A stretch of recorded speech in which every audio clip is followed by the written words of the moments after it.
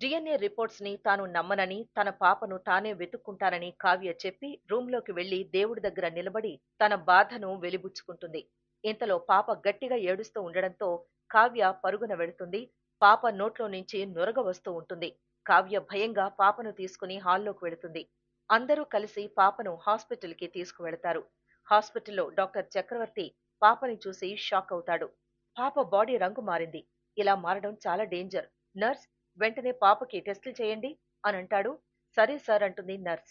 సరే సార్ అంటూ పాపని తీసుకుని ల్యాబ్లోకి వెళుతుంది నర్స్. పాపని నేనేం చేయలేదు, ఉన్నట్లుండి ఇలా అయిపోయింది అని అంటుంది కావ్య కన్నీళ్లు పెట్టుకుంటూ. నీ గురించి మాకు తెలీదా కళావతి? నీకు పాప నచ్చకపోయినా అలాంటి పనులు చేసేదానివి కాదని నాకు తెలుసు అని అంటాడు రాజ్. పాపకు ట్రీట్మెంట్ చేశాం, ఇప్పుడు పర్వాలేదు.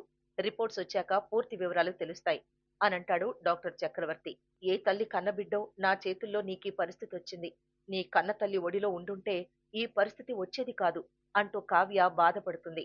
ఇక పాప రిపోర్ట్స్ వచ్చాయని నర్సు తీసుకెళ్లి డాక్టర్ చక్రవర్తికి ఇస్తుంది. ఆ రిపోర్ట్స్ చూసిన చక్రవర్తి షాక్ అయిపోతాడు. ఈ రిపోర్ట్స్ ఆ పాపవేనా అని అడుగుతాడు ఆశ్చర్యంగా. అవును డాక్టర్, ఆ పాపవే అంటుంది నర్స్. నర్స్ ఆ మాట చెప్పగానే డాక్టర్ చక్రవర్తికి ధర్మేంద్ర మాటలు గుర్తుకొస్తాయి.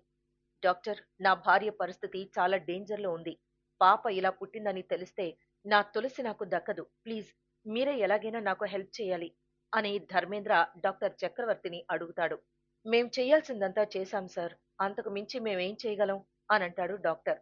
మీరు చేయగలరు డాక్టర్. అది మీ చేతుల్లోనే ఉంది.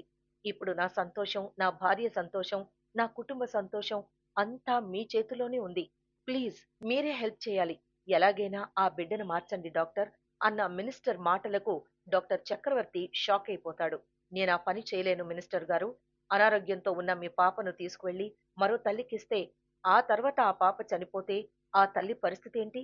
పేషెంట్స్ అందర్నీ సమానంగా చూసుకోవాల్సిన బాధ్యత నాది. నేను నా వృత్తికి ద్రోహం చేయలేను.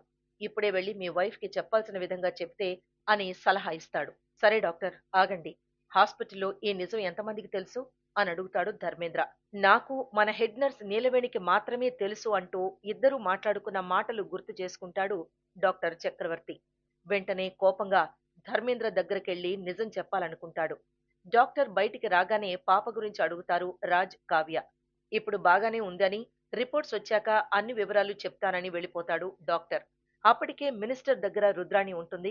డాక్టర్ వెళ్లి తులసికి నిజం చెప్తానని అనడంతో మినిస్టర్ తన మనుషులతో డాక్టర్ ని కిడ్నాప్ చేయిస్తాడు.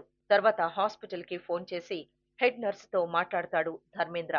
మరోవైపు ఇంకో డాక్టర్ అనురాధ రాజ్ వాళ్ళ పాపను చూసి పాపకు సీరియస్ కండిషన్, పాప పరిస్థితి సీరియస్ గా ఉందని ఆపరేషన్ చేయాలని అంటుంది. దాంతో రాజ్, కావ్య షాక్ అయిపోతారు. అంతటితో ఇవాల్టి ఎపిసోడ్ పూర్తయిపోతుంది.